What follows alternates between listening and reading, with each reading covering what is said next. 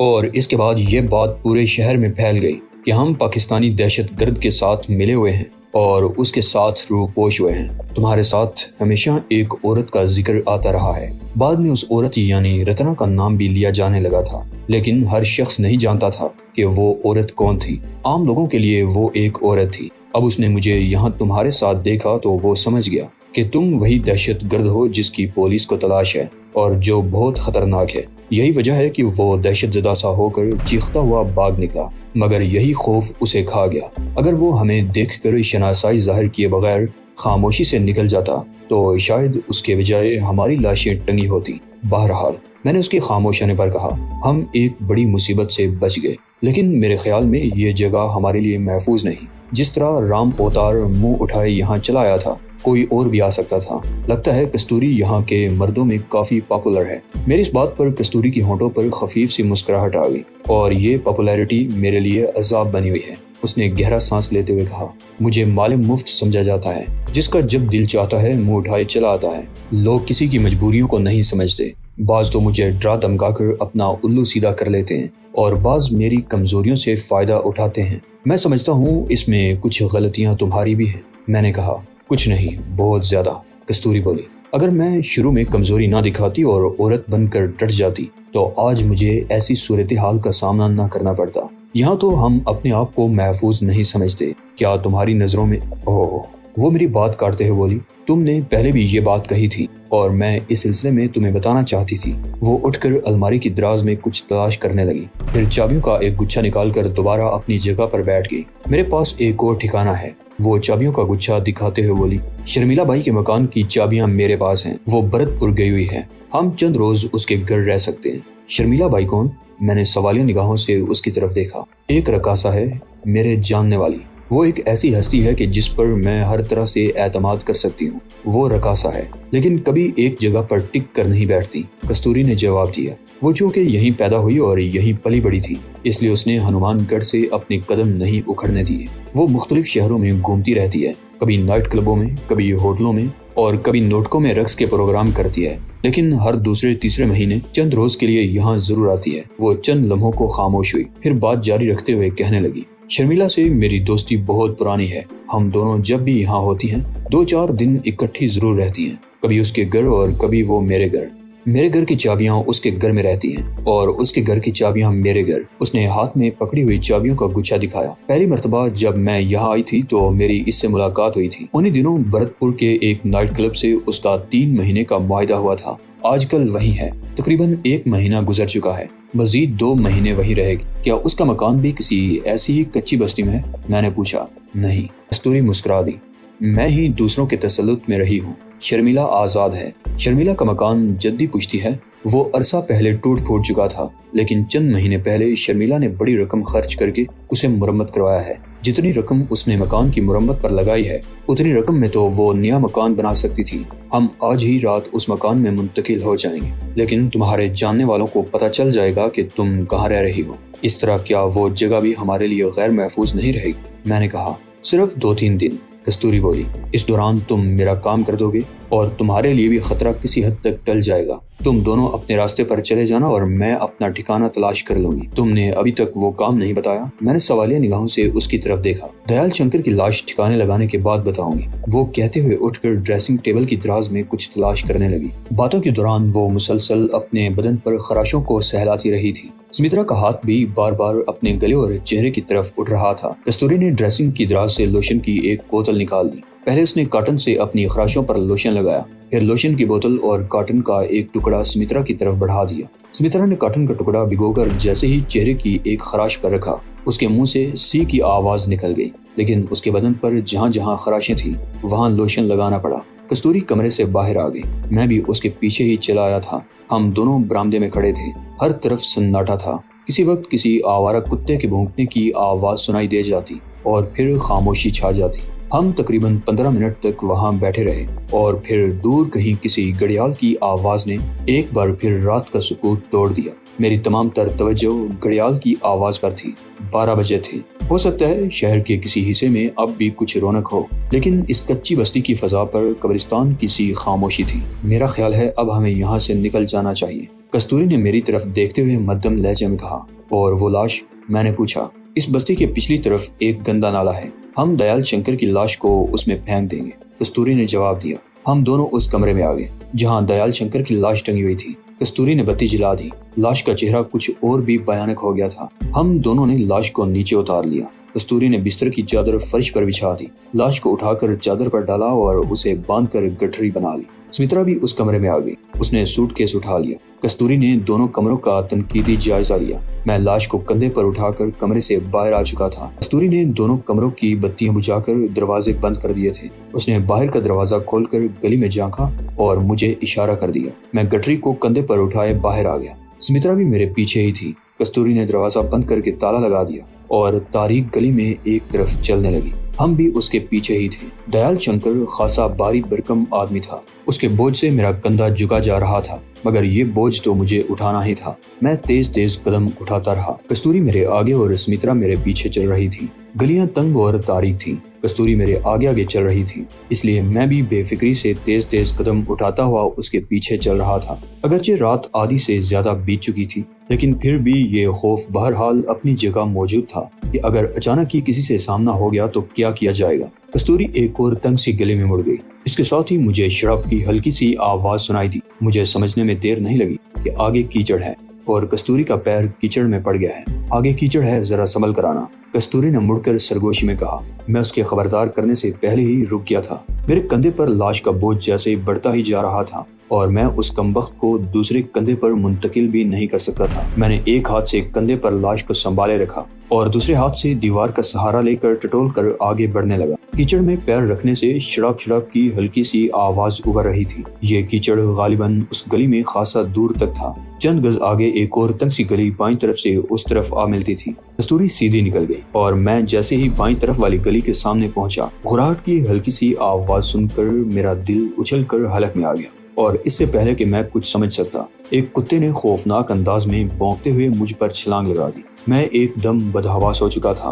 میرا پیر کیچڑ میں پھسلا، لاش میرے کندھے سے گر گئی اور میں بھی بلا کی آواز سے کیچڑ میں گرا تھا۔ میں گر جانے کی وجہ سے کتے کی زد میں آنے سے بچ گیا تھا اور وہ اپنی ہی جھونک میں آگے نکل گیا تھا۔ میرے پیچھے سمترا کے منہ سے ایک خوفناک چیخ نکل گئی، وہ بھی بدحواس ہو کر مجھ سے ٹکرا کر گر گئی۔ کتا چند گز آگے جا کر واپس بیٹھا اور بھونکتا ہوا ایک بار پھر حملہ ور ہوا، اور اس مرتبہ سمترا کی ساڑی کا پلو اس کے منہ میں آ گیا۔ سمترا بری طرح چیخ رہی تھی۔ کتا اس کی ساڑی کا پلو دانتوں میں دبائے اسے اپنی طرف کھینچ رہا تھا۔ ہم سے آگے کستوری بھی دیوار سے لگی کھڑی چیخ رہی تھی۔ ہم اگرچہ دیال شنکر کی لاش لے کر خاموشی سے اس بستی سے نکل جانا چاہتے تھے، مگر کتے کی مداخلت نے معاملہ بگاڑ دیا۔ وہ سمترا کی ساڑی کا پلو دانتوں میں دبوچے اسے اپنی طرف کھینچ رہا تھا۔ اس خطرناک صورتحال سے نجات کے لیے میرے پاس ایک ہی راستہ تھا۔ میں نے جیب سے پستول نکال لیا اور اس لمحہ ساتھ والے مکان کے صحن سے ایک مردانہ آواز سنائی دی، کون ہے؟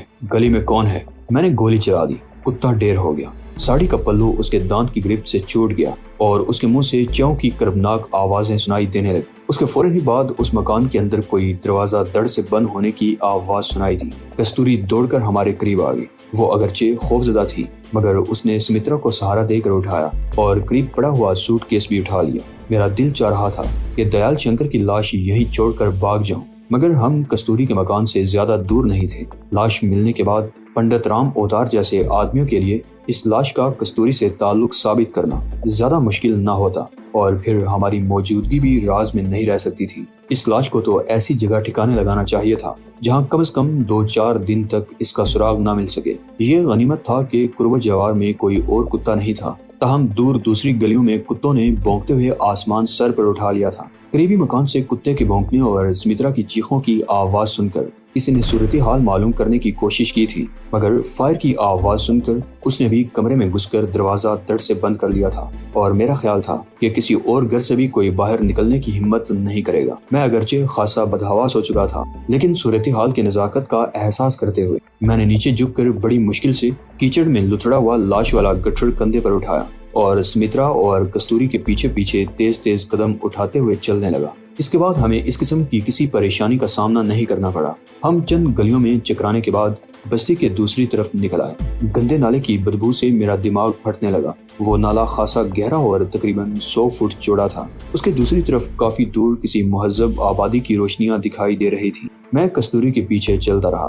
تقریباً 20 گز چلنے کے بعد ہم ایک پل پر پہنچ گئے۔ نالے پر سڑک والا پل وہاں سے تقریباً 200 گز دور تھا۔ یہ تنگ سا عارضی پل پیدل آمد و رفت کے لیے بنایا گیا تھا۔ ہم تیز تیز قدموں سے اس پل پر چلنے لگے اور وسط میں پہنچ کر رک گئے۔ یہاں نالا زیادہ گہرا تھا اور پانی کے تیز بہاؤ کی آواز سنائی دے رہی تھی۔ میں نے ریلنگ پر جھک کر اپنا بوجھ نیچے پھینک دیا۔ تقریباً 15 فٹ نیچے شڑاب کی زوردار آواز سنائی دی اور میرے منہ سے بے اختیار گہرا سانس نکل گیا۔ میں ریلنگ سے ٹیک لگائے گہرے گہرے سانس لینے لگا۔ میرا لباس کیچڑ میں لت پت اور جسم پسینے میں شرابور ہو رہا تھا۔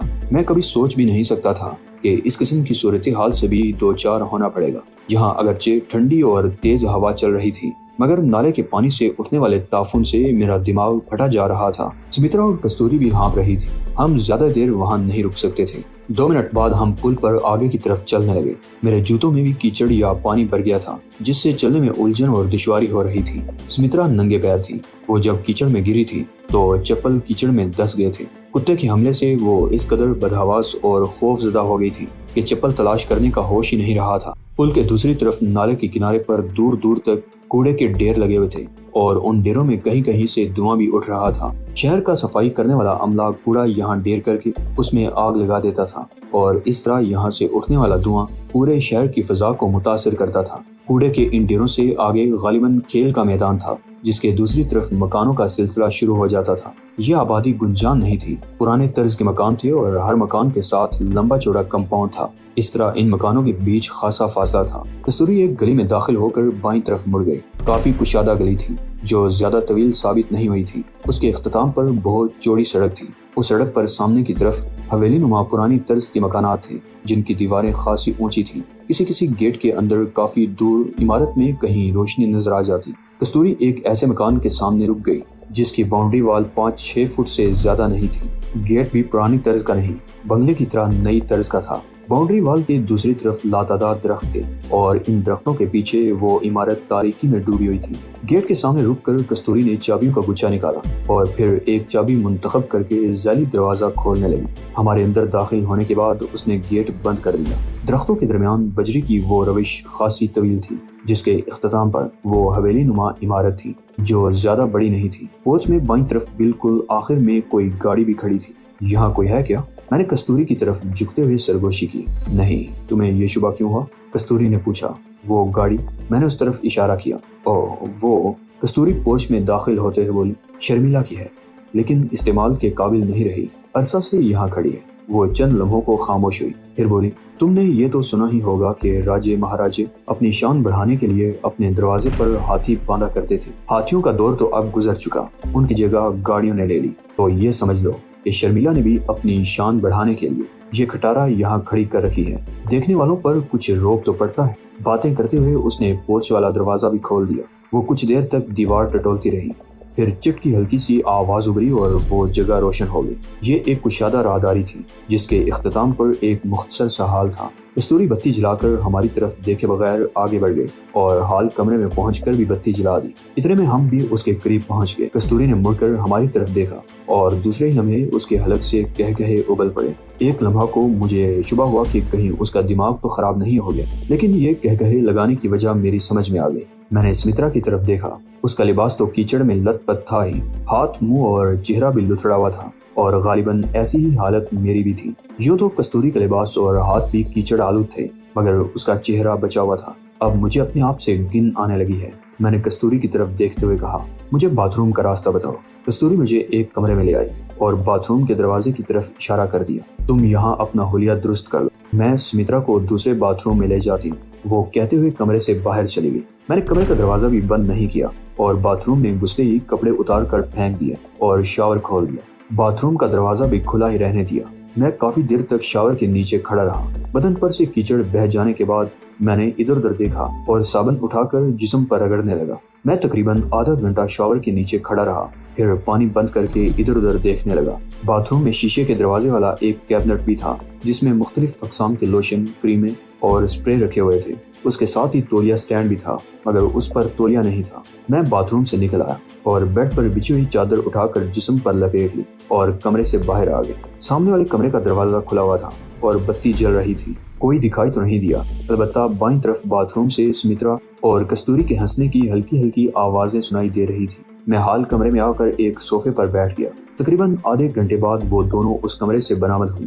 دونوں نے شرمیلا بائی کے کپڑے پہن رکھے تھے۔ شرمیلا غالباً خاصی صحت مند قسم کی عورت تھی، کیونکہ سمترا کے جسم پر وہ کپڑے ڈھیلے ڈالے لگ رہے تھے۔ لاش کا بوجھ اٹھائے رہنے سے میرے کندھے دکھنے لگے۔ لگتا ہے زندگی میں اس کم بخت کو وزن بڑھانے کے سوا کوئی اور کام ہی نہیں تھا۔ میں نے ایک ہاتھ سے بایاں کندھا دباتے ہوئے کہا، تھکن دور کرنے کے لیے اس وقت چائے کی شدید طلب ہو رہی ہے، لیکن ظاہر ہے اس وقت یہاں ایسی کوئی چیز نہیں مل سکتی ہے۔ کستوری مسکرا دی۔ شرمیلا میری طرح لاؤبالی نہیں ہے، وہ گھر میں ہر چیز کا بندوبست رکھتی ہے تاکہ جب واپس آئے تو کوئی پریشانی نہ ہو۔ لیکن کیا؟ میں نے الجھی ہوئی نظروں سے اس کی طرف دیکھا۔ چائے پاؤڈر کی ملے گی، اس نے کہا۔ اس وقت تو بغیر دودھ کی بھی مل جائے تو بہت بڑی بات ہوگی، میں نے کہا۔ کستوری ہال کے بائیں طرف ایک دروازے میں غائب ہو گئی۔ سمترا میرے سامنے دوسرے صوفے پر بیٹھ گئی۔ اس کے چہرے پر اب بھی خوف کے ہلکے سے سائے نظر آ رہے تھے۔ وہ خاموش بیٹھی میری طرف تکتی رہی۔ 15-20 منٹ بعد کستوری چائے بنا کر لے آئی اور پھر چائے کے ساتھ باتوں کا سلسلہ شروع ہو گیا۔ ہم اس صورتحال پر تبصرہ کر رہے تھے جس سے ابھی گزر کر آئے تھے۔ دیال شنکر کی لاش مل گئی تو سب سے پہلا شبہ تم پر ہوگا، میں نے کستوری کی طرف دیکھتے ہوئے کہا۔ پنڈت رام اوتار کو معلوم ہے کہ وہ تمہارے پاس آیا تھا اور تم نے اسے بتایا تھا کہ وہ مہمانوں کو چھوڑنے کے لیے اسٹیشن پر گیا ہوا ہے، اور جب لاش ملے گی تو یہ بات صرف رام اوتار جانتا ہے کہ دیال شنکر میرے پاس آیا تھا۔ کستوری نے میری بات کاٹ دی، اور میں جانتی ہوں کہ رام اوتار جیسے حرامی شخص کی زبان کیسے بند رکھی جا سکتی ہے۔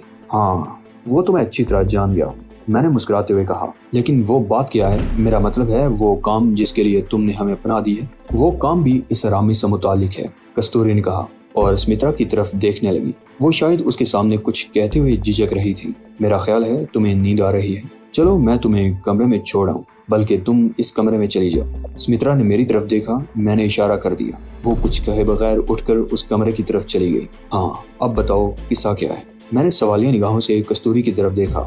وہ اپنی جگہ سے اٹھ کر میرے قریب آ گئی۔ میں نے چادر پوری طرح اپنے جسم پر لپیٹ رکھی تھی۔ بات یہ ہے، وہ میری طرف جھکتے ہوئے بولی، پنڈت رام اوتار تقریباً 3 سال پہلے یہاں آیا تھا۔ اس نے پتہ نہیں کیا کیا کہ مندر کا پہلا پروہت پنڈت شیام کندن اپنی گدی اسے سونپ کر چلا گیا۔ اس کے بعد نہ تو اسے کبھی دیکھا گیا اور نہ ہی اس کے بارے میں کچھ سنا گیا۔ یہ مندر اگرچہ ہے تو چھوٹا سا، مگر یہاں آمدنی بہت ہے۔ پنڈت رام اوتار نے کروڑوں روپے مالیت کا سونا اور قیمتی چیزیں جمع کر رکھی ہیں۔ وہ بہت عیاش آدمی ہے۔ اس نے اس مندر کو جرائم اور عیاشی کا اڈا بنا رکھا ہے۔ پولیس بھی اس کی مٹھی میں ہے۔ شہر کے بڑے بڑے لوگ عیاشی کے لیے یہاں آتے ہیں۔